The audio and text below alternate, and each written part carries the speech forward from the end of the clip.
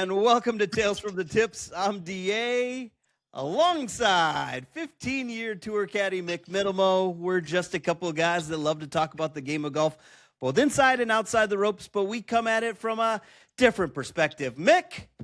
Yes, sir. How you doing, my friend? I'm just enjoying a beautiful Melbourne winter this last week at work. Been out there standing on the side of the road working. It kind of sounded kind of weird, didn't it? Doing my traffic control. It's been a little chilly in the mornings. Chilly? Yes. We had a little minus.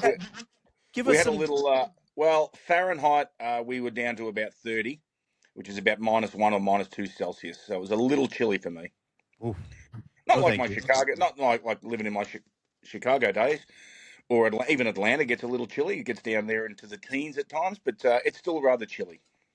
Yeah, we are on the opposite side of that spectrum. It has been a robust mid-90s for the last week and a half. 4th of July was hot, as you could imagine. A lot of fireworks. We have had some rain, so that has dampened some of the things around here in the States. But for the most part, Mick, I'm just sweating my tail off.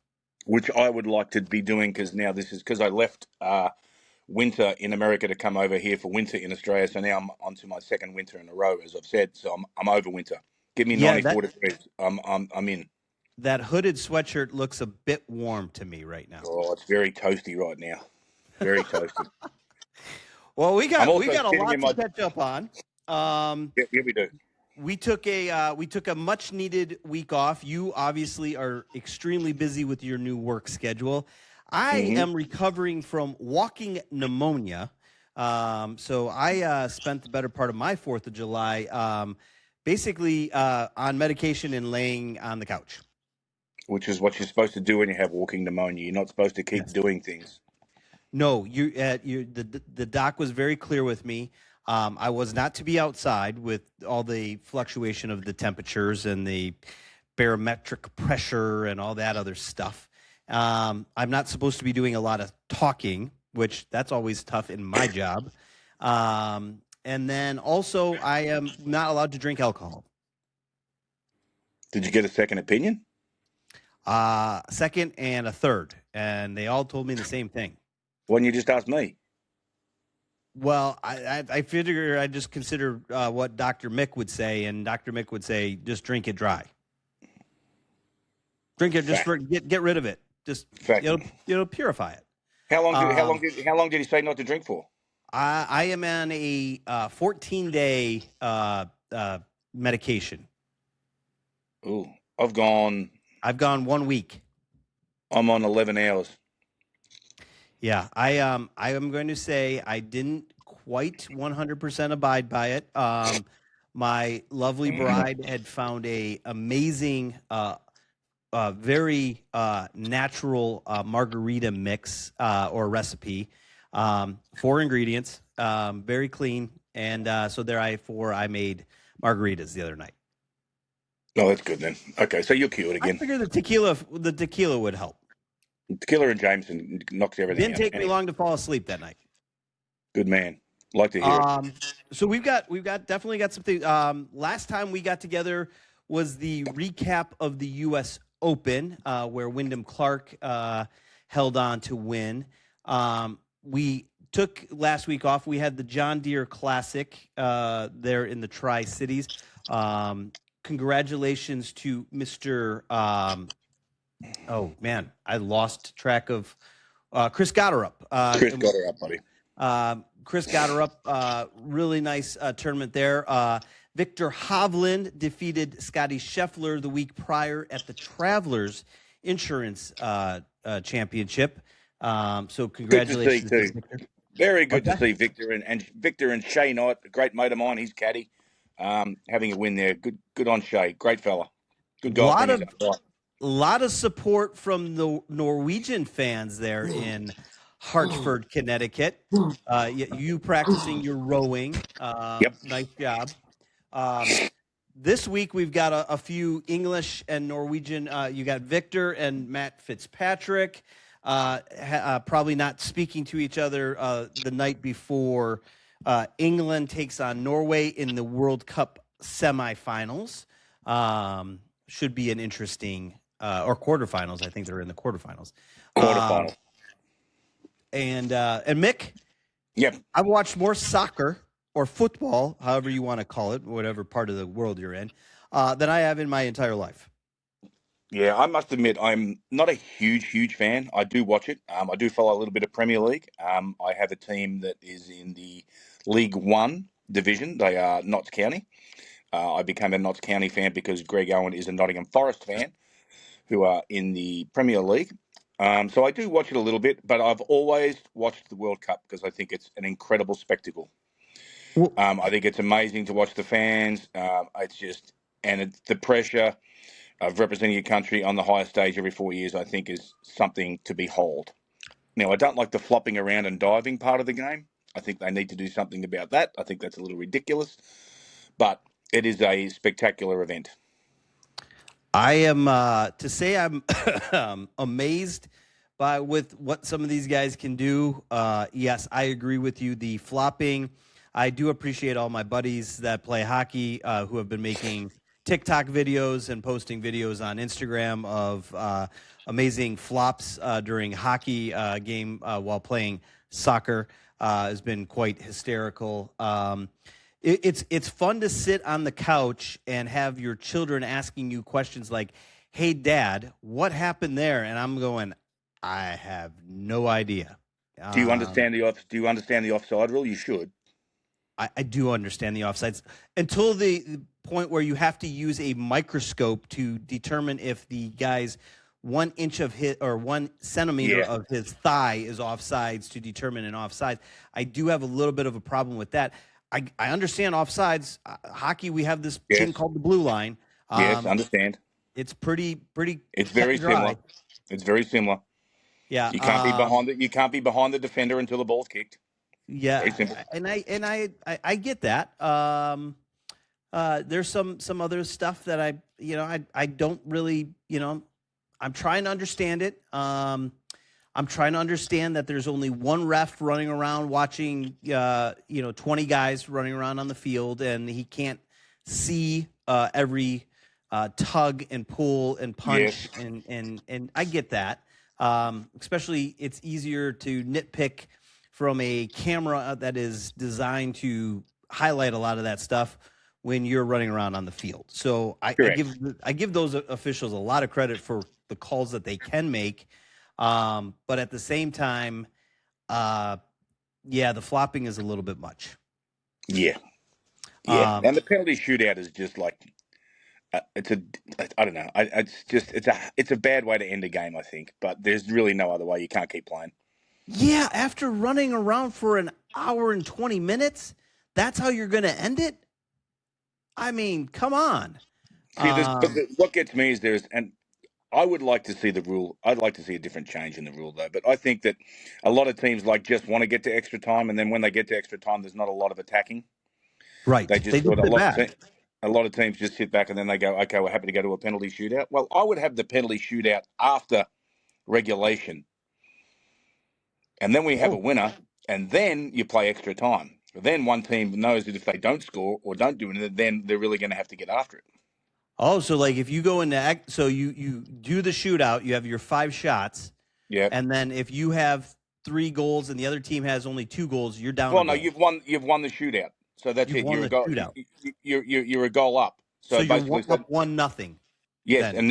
and now you have to play extra time, so the other team has to really, really attack and make it a little more exciting in extra time. That's just throwing it out there for FIFA if you're listening. I like that.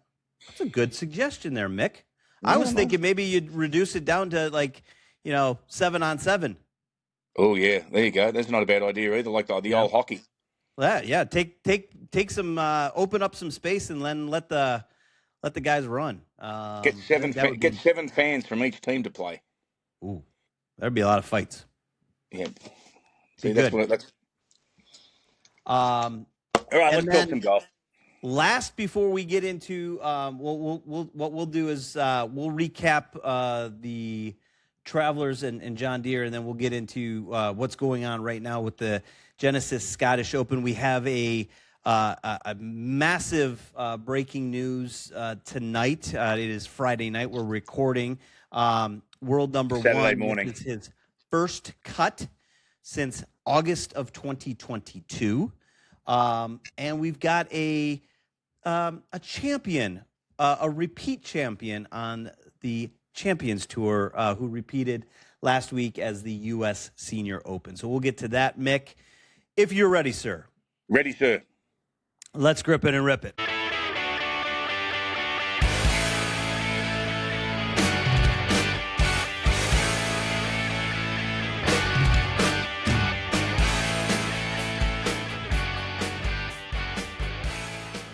Yeah.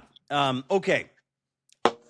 So let's start first with the Travelers.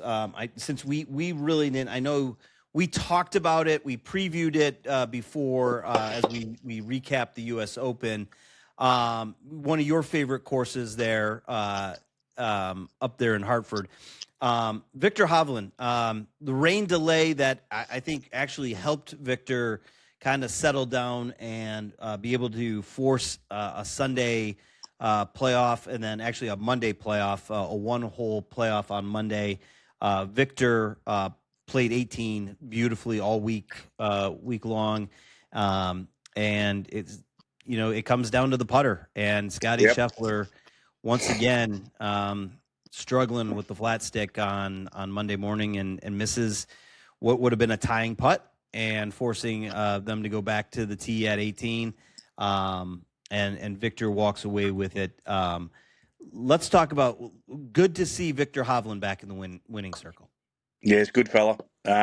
Very good golfer too. And he'd been struggling a little bit this year.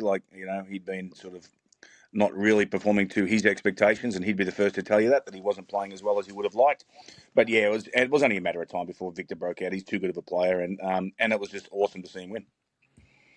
Well, to your point, going into the tournament, he was sitting 56th in FedEx Cup points. Yeah, he really hadn't had a great start to the year. But again, it was only a matter of time. Actually, yeah, 56th. He ended up finishing 20th. So he is now in the top 20. Obviously, Scotty won. Matt Fitzpatrick is playing some really good golf right now. Currently, right now at the Genesis, he's tied for fourth, but finishes fourth there at the Travelers.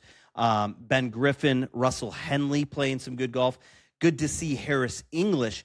Mick, while we are on Harris English real fast, did you see the news? No. So for the second straight year, Harris English's caddy. Oh, yeah, he's got no chance. Was denied access by Great Britain to enter. And so this week, Harris has a backup caddy, and next week at the Open Championship. Mick, we talked about it last year. At what point does this become? I mean, it's gone so far as Dan Rappaport on his podcast had to make make a news about this. At what part does Eric Larson get some leniency? And he's done his time. This is decades ago. 100%. But unfortunately, they're just doing it by the book over there, and they just don't want him in the country for it. I think it's disgusting. Eric is one of the nicest men you would ever meet in your life. A true gentleman.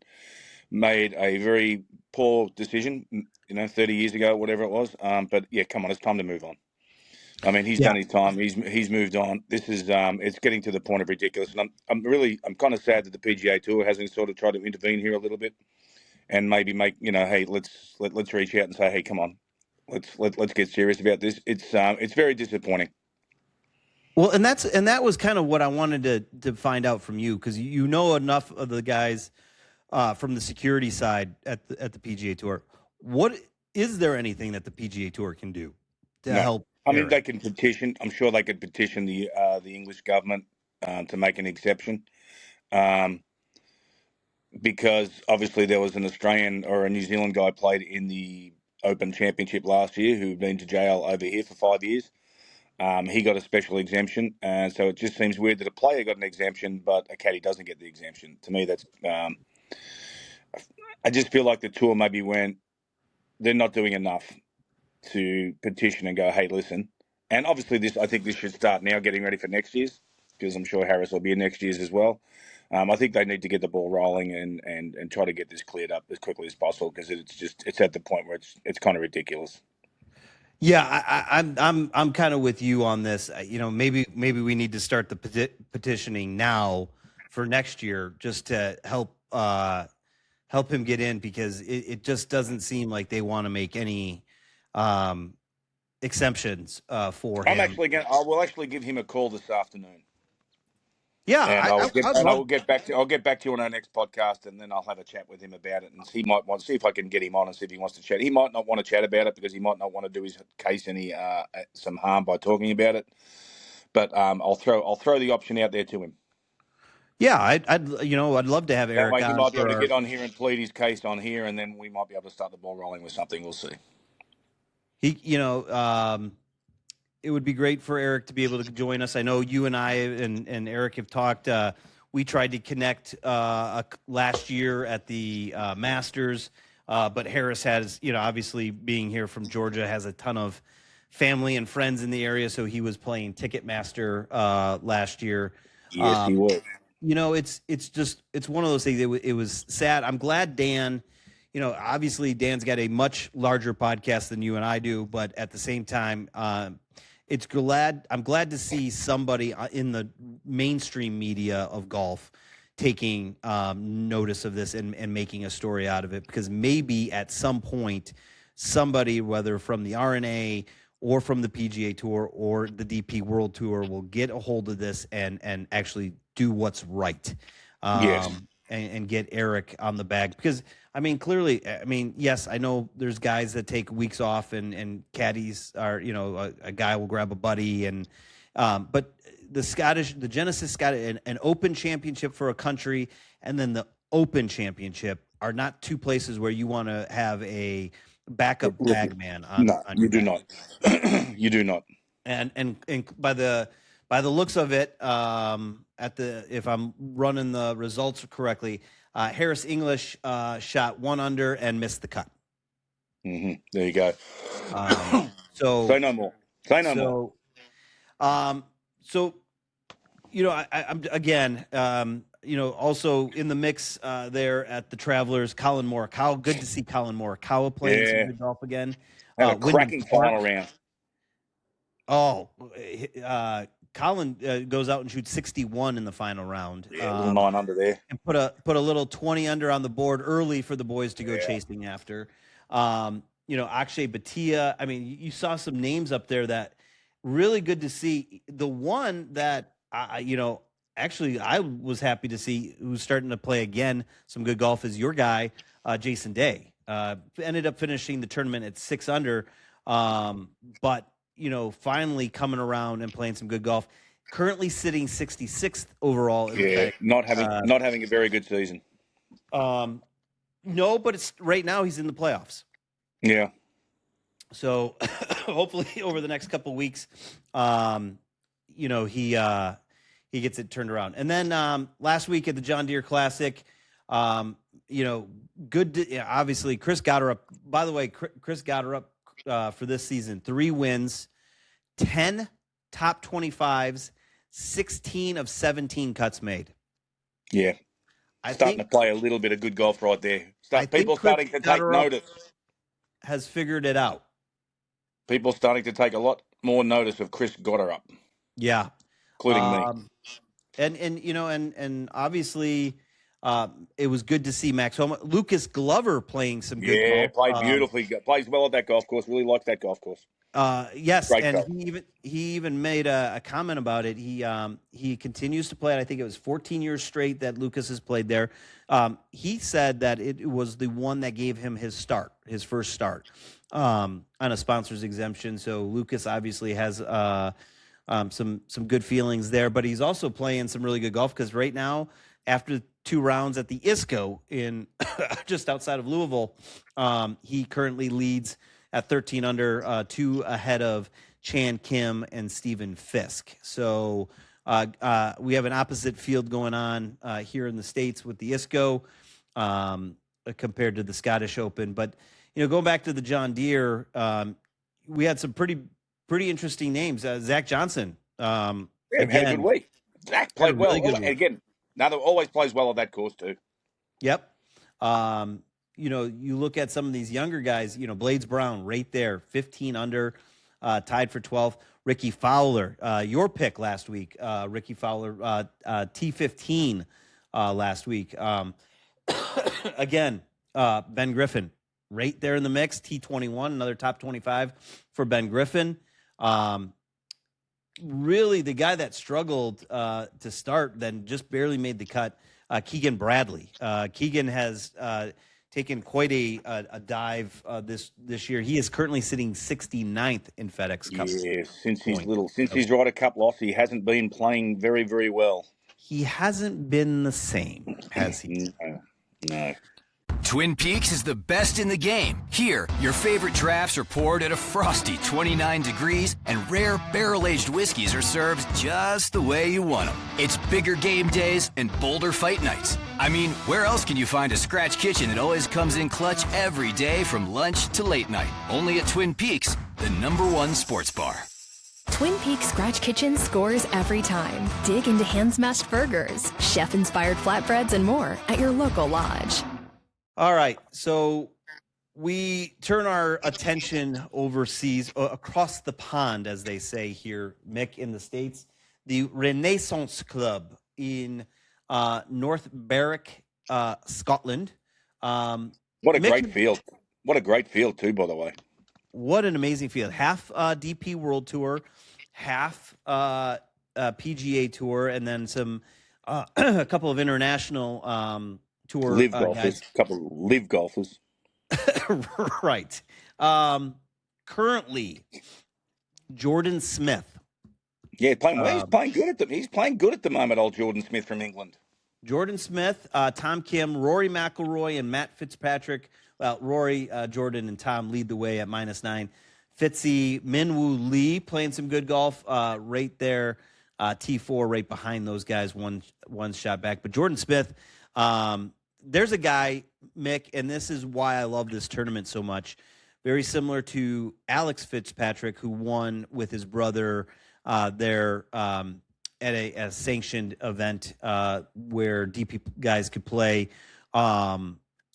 Getting a chance to really earn, he earned his PGA Tour card last year, finishing top 10 in the DP World Tour, and has played a lot of golf here in the States this summer. Good to see Jordan Smith back on top. Good to see Tom Kim playing some good golf again. He's been red hot here the month of June and July. And then, world number 2. He's not too bad. He's in a pretty good spot right now, I'd have to say. There is a guy at 5 under who's been playing very well over there in Europe at the moment. Who's going to have a big week next week too, and I can tell you that the man is Patrick Reed. Patrick Reed is playing some really good golf as well. Won twice. Yeah. He's won twice on that DP World Tour already this year. He's been playing well over there. He's obviously comfortable with the courses over there. He's, I think, T18th at the moment, 5 under and like 4 back, but setting himself up beautifully this week for a great week next week. Look at the odds. If you're a gambler, get on the odds. Have a look. Did you see his bunker shot there on the finishing hole today? Yes, sir. That was unreal. Yes, sir. Left foot in, right foot out, bent basically on his ankle. On his knee, ankle. Yep, stretched out. Mate, I'll tell you, he is playing good golf. Dude, he made that look easy. Yep. If you're having a little flutter on the golf next week, a little gambling on the, I'm not condoning gambling. Well, I do. Patrick Reed, the Open champion. Nice. You'll get some nice odds. Have a look. Right. So this week, our picks. You went with John Rahm. Yeah. You caught me off guard. You caught me off guard. I was at work. I had to come up with something quick. Well, you did better than I did. Yeah, Aldrich, I had Aldrich Pocketer. Pocketer finished straight with Scottie Scheffler at even par and missed the cut by 2. Mick, Yeah. we're back at it. What's going on with Scottie Scheffler? I'll put this down to a bad week. A bad week. Oh, well, he just got beaten in a playoff, 2 weeks before, so obviously he's not playing badly. But I don't think he's playing to his expectations either. That's what we spoke about last week. I don't think he's playing to his expectations. I think he's putting an extreme amount of pressure on himself at the moment. And yeah, I think he's struggling with the pressure that he's putting on himself. Especially if he gets off to a bad start in the Open Championship next week, things could start to unravel. Ooh, interesting. Or do you think this fuels him to? It just goes to show you how hard it is to stay at the top for a long time.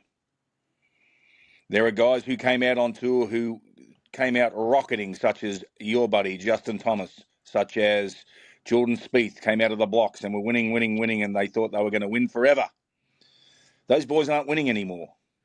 So I'm starting to wonder, will Scottie Scheffler head down the same path as one of those guys came out for a 3-4 year span and was dominating and now will he start to find the struggle bus for a little while? It's happened. You've seen it happen many times. There are many golfers that's happened to. There's a select few that it doesn't happen to, Tiger being one, Rory being another, where these guys can hold that pace, hold that momentum for a long, long time. It's hard to do. It is very, very hard to do. So this is a crossroad. I think this is a little crossroads area now for Scotty, whether he can keep going along. And I don't think it's at a crisis point yet. But obviously when you've won as many times as he has in a short amount of time, he's going to be starting to feel the pressure. He's putting pressure on himself to maintain that, and it's very, very hard to do. Golf is a hard game, and especially at the highest level. What changes do you think he would make in the immediacy? Is Ted Scott in trouble? No, I think Coach would be first. Yeah, What's that? I think Coach would be first. Randy? Yeah, I think Coach would be first. Yeah, Sometimes they just think they want a different set of eyes, and I've caddied for a lot of guys who've changed coaches 2 or 3 times and stuff. You think, and sometimes it fuels the fire a little bit better in a player. They start to, okay, yeah, I can see what you're working with here, and I can understand that, so this is going to help me. I think that's more a mental thing sometimes.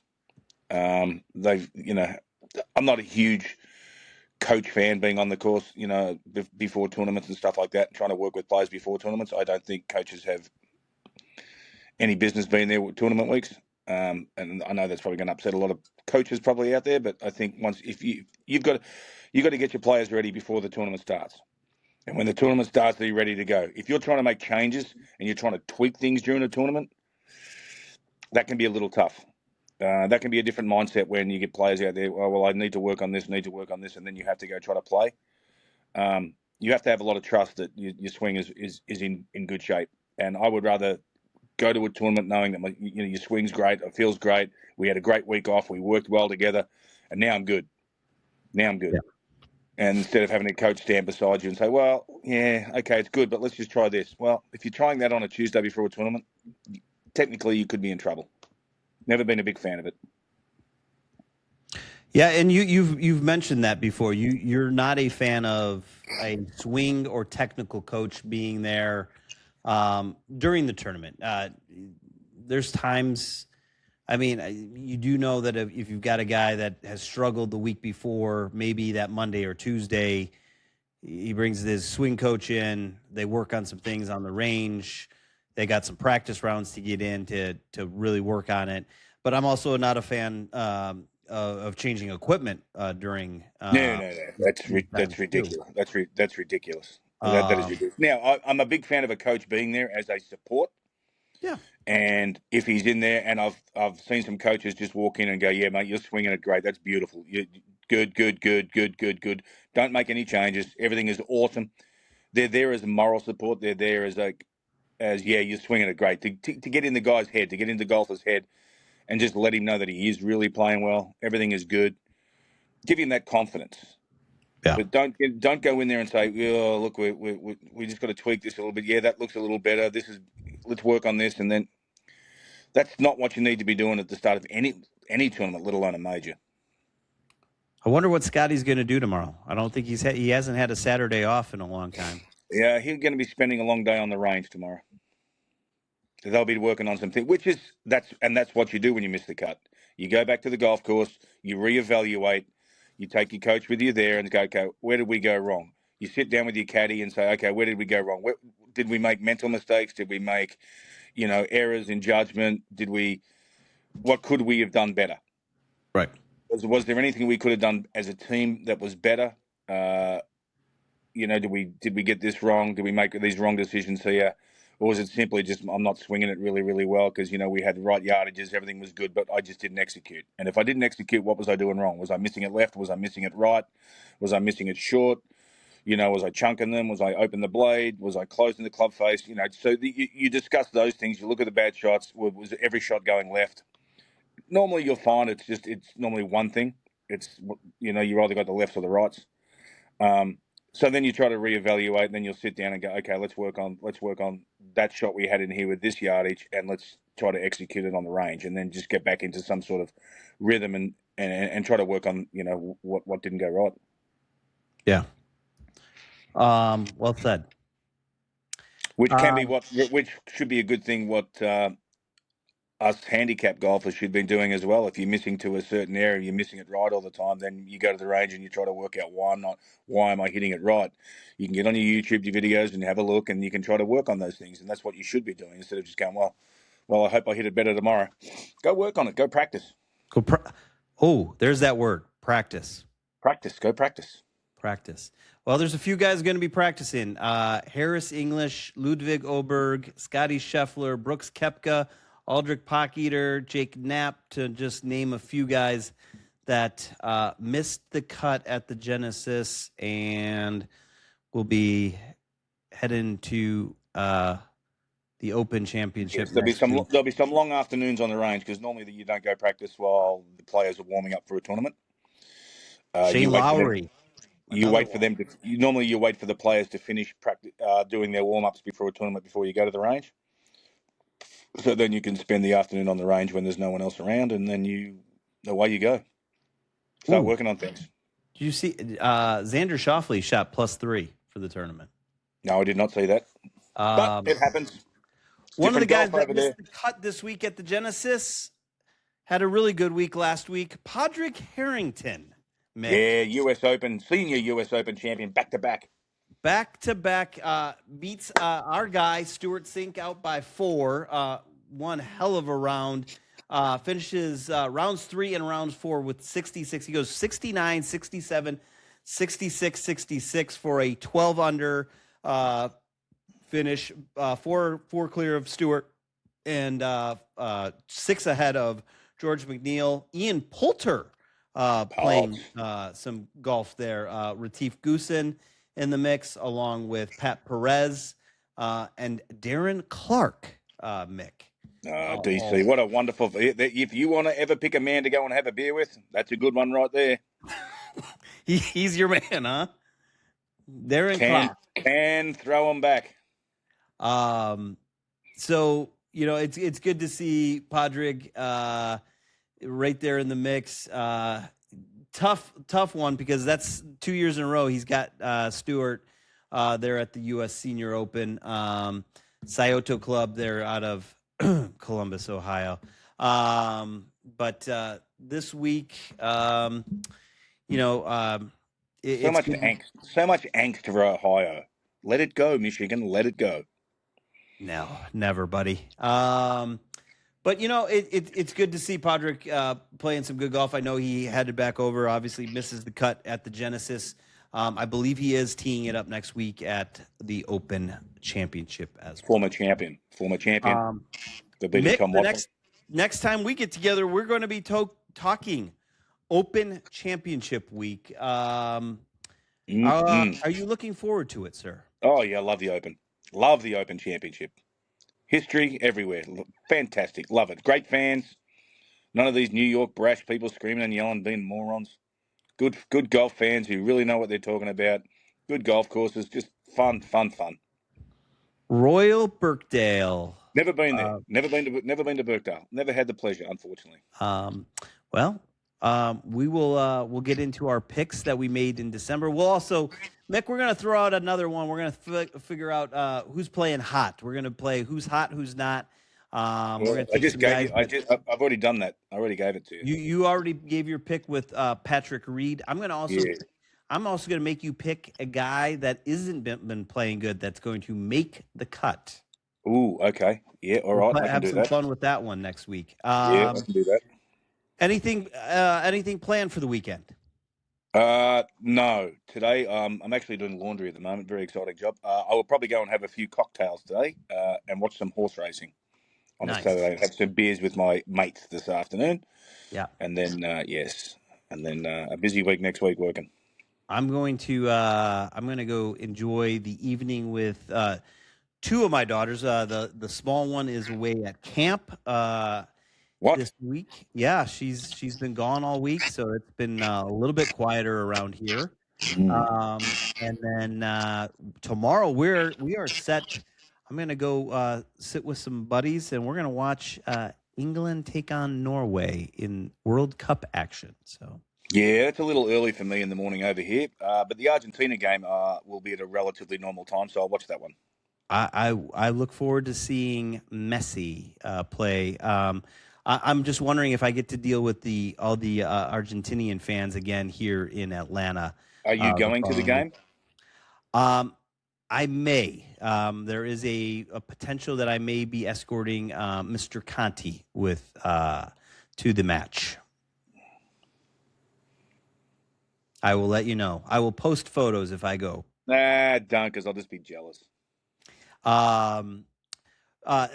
Breaking news for our fans. Mick is going to be our Australian reporter for the NFL game.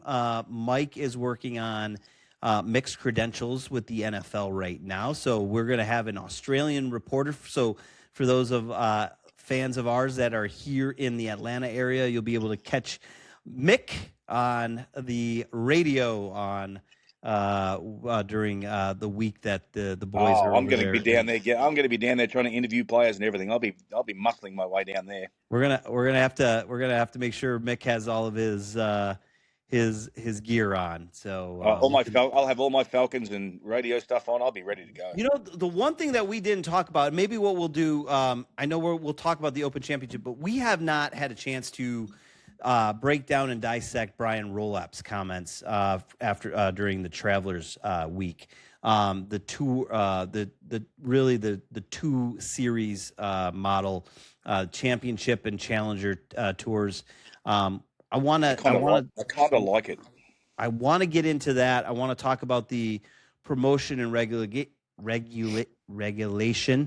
And then. Imagine if you were drinking and trying to say that word. Right. Hey, bruh, whatever. And regulation. Then, I'm still waiting to get back with Alex Urban. I know Alex, some tough news for our friends here at the Tour Championship in Atlanta with the reimagined postseason. It sounds like they are going to make that a moving series event. And probably better off for the overall, but tough for our friends Atlanta. Here at East Lake. So, but I'm going to connect with Alex here in the next week or two. I get to play in Media Day on the 27th, so I'm looking forward to being out at East Lake, and I will let you guys know how immaculate the course looks in a couple of weeks. Yeah, not jealous very much, but thanks for that. Good on you. No worries. Well, if you were here... I'm here taking care of my father, who's home from hospital too, by the way. You've got a bigger job. Yeah, Dad's home. Dad's home. He's doing good. Yes, that is definitely the positives. So yes. All right. Thanks for teeing it up with us on Tales from the Tips. If you're catching us on YouTube, make sure you give us a like, hit that subscribe button. Drop us a comment. We always love to hear from you. You can find every episode where you find your favorite podcast: Apple, Spotify, YouTube, And now we are available on iHeart Podcasts. Just search for Tales from the Tips under podcast. Hit the like button, the plus button, subscribe, and enjoy. Mick? Yes, sir. You can catch us on all the socials, Instagram, X, and your favorite? TikTok. That's right. You can catch Mick on the TikTok, and you can also watch Mick and I live on Twitch and on YouTube live now. And you can also catch us on YouTube for all of our shorts and instructional content. Mick? Yes, sir. I'm looking forward to catching up with you as we get into the Open Championship next week. I am going to try to get to the range and practice before I get out to Eastlake. So good idea. I can keep my drive straight, my putts locked in, and my scores low. And don't try to hit a 4-iron 220 yards. That is not going to happen anymore. Oh, I know. We'll see you next time as we tee it up on Tales from the Tips. We're out of here.